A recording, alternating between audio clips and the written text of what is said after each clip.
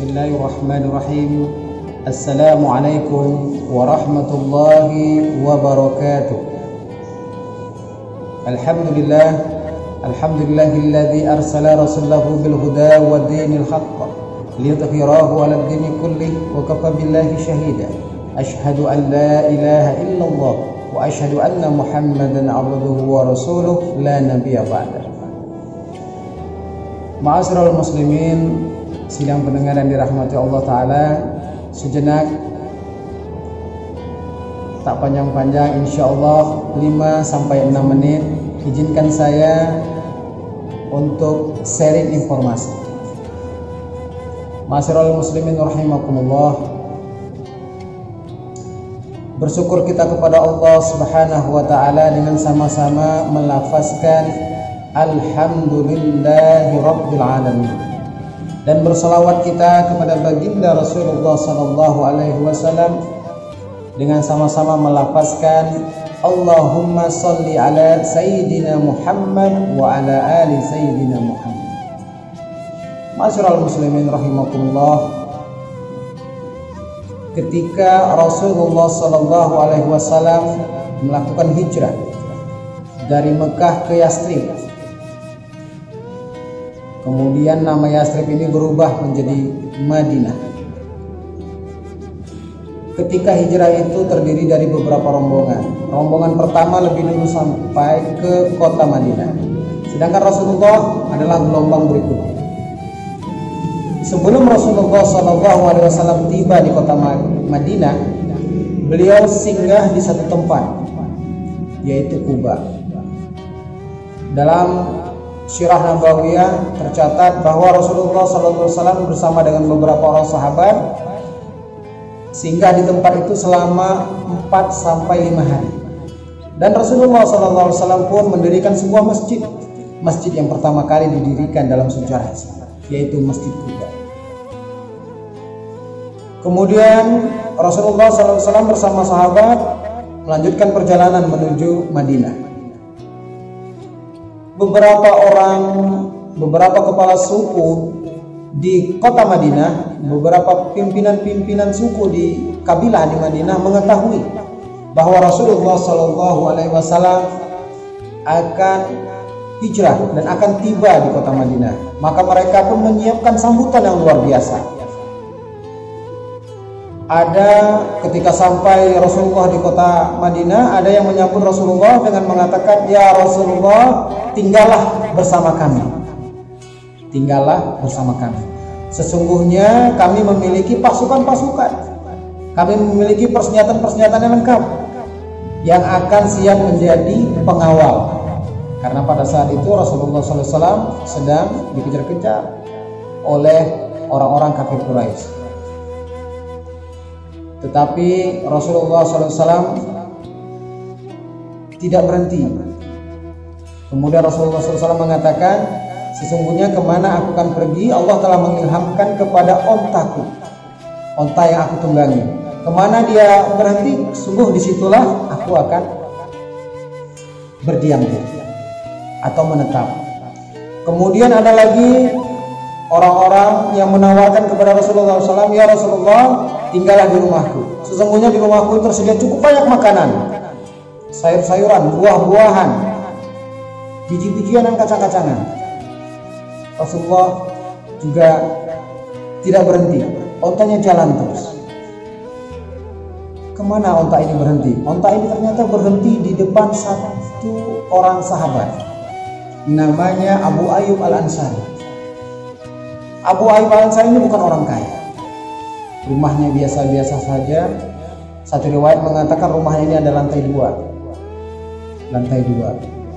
ya, lantainya pun dari tanah. Onta Rasulullah berhenti di depan rumah Abu Ayyub Al-Ansari. Dikatakan Abu Ayyub Al-Ansari, mengapa demikian? Biasanya orang-orang Arab itu kunyah ataupun lakap itu dinasabkan kepada putra atau anak tertuanya, ya. Jadi Abu Ayyub ini memiliki seorang anak yang tertua bernama Ayyub. Sedangkan Al-Ansari karena beliau adalah dari golongan orang-orang Ansor. Sedangkan nama aslinya adalah Khalid bin Zaid. Nama aslinya Khalid bin Zaid. Kemudian Rasulullah SAW pun tinggal. Berapa lama Rasulullah SAW tinggal di rumah Abu Ayyub? Lebih kurang 7 bulan. 7 bulan Rasulullah SAW tinggal di situ, sambil menunggu selesainya pembangunan Masjid Nabawi dan di samping Masjid Nabawi itu ada satu bilik kecil. Disitulah Rasulullah SAW tinggal. Jadi lebih kurang 7 bulan. Masyaallah muslimin rahimakumullah. Sungguh satu kemuliaan ketika bisa melayani Nabi, bisa menolong Nabi, bisa bersama dengan Nabi. Abu Ayyub Al-Ansari baru menerima jasad Nabi, Allah Subhanahu wa taala beri kemuliaan yang sungguh luar biasa. Baru menerima jasadnya, belum menerima ajarannya. Karena waktu itu baru masuk Islam. Abu Ayyub Al-Ansari masuk Islam menurut catatan sejarah pada Bai'at Aqabah kedua. Baru-baru masuk Islam. Nah, satu riwayat mengatakan di depan rumah Abu Ayyub Al-Ansari itu ada satu batang korma tingginya 1 meter. Masih kecil.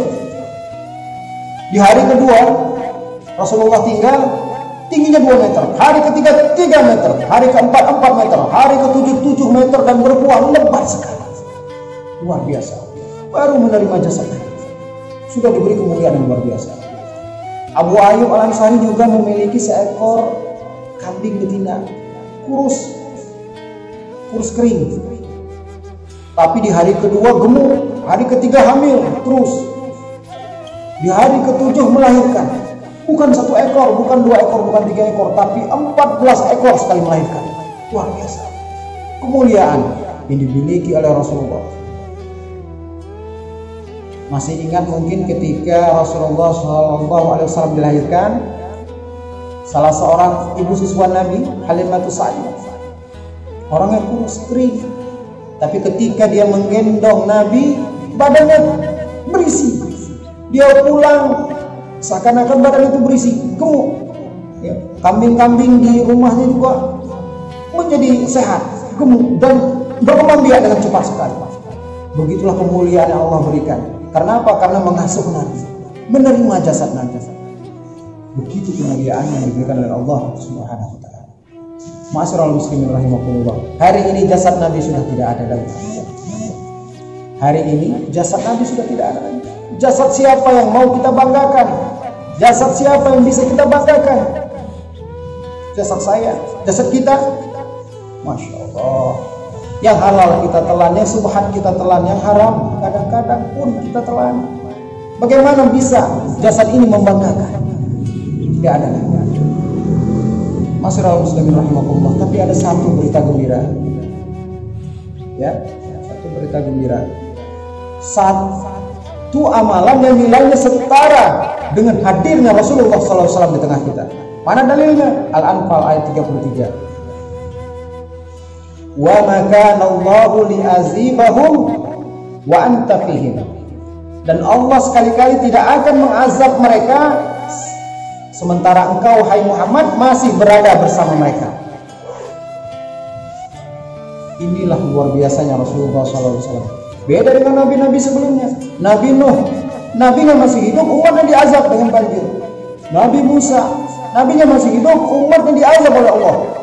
Dengan apa? Dengan belalang, dengan darah, dengan kutu, dengan macam-macam. Tapi Rasulullah SAW masih hidup bersama kita, maka azab Allah tiadakan, Allah tunda. Wa ma kana Allahu li'azibahum wa anta fihim. Ada lanjutannya, wa ma kana Allahu mu'azibahum wa hum yastaghfirun.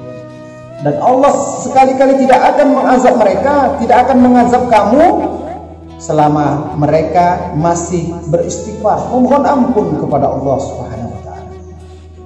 Jadi kesimpulannya, ada satu amalan yang nilainya sama dengan hadirnya jasad Rasulullah SAW. Apa itu? Istighfar. Maka perbanyaklah istighfar pagi, siang, dan malam. Bagaimana cara istighfar? Istighfar. Bukan. Cara istighfar ada paket minimalis. Astaghfirullahaladzim. Ada paket yang lebih panjang lagi. Astaghfirullahaladzim alladzi la ilaha illa huwal hayyul qayyum wa atubu ilaih. Perbanyak pagi, siang, dan malam. Yang lebih banyak lagi ada, cari saja di YouTube. Insya Allah. Jadi mari kita perbanyak istighfar. Dengan istighfar ini, insya Allah segala kesulitan kita akan Allah angkat.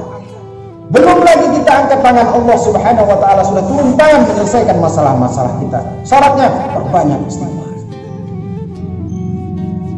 Menangis darah kita, ya Allah turunkan kepada kami Nabi, kami tak sanggup hidup di dunia ini lagi, kami tak sanggup di dunia ini lagi ya Allah.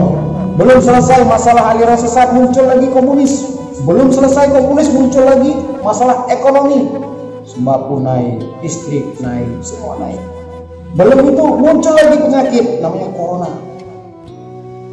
Ya, kita menangis darah minta kepada Allah turunkan Nabi, Allah tak akan turunkan. Wala nabiyya ba'di, tidak ada nabi setelah Rasulullah. Allah katakan sendiri bahwasanya Rasulullah itu adalah khataman nabi, penutup para nabi. Tapi dengan perbanyak istighfar, Allah akan jauhkan kita dari mara bahaya. Allah akan jauhkan kita dari azab. Mudah-mudahan tausiah singkat ini bermanfaat. Terima kasih segala perhatian. Mohon maaf segala kekurangan. Billahi taufiq wal hidayah. Wassalamualaikum warahmatullahi wabarakatuh.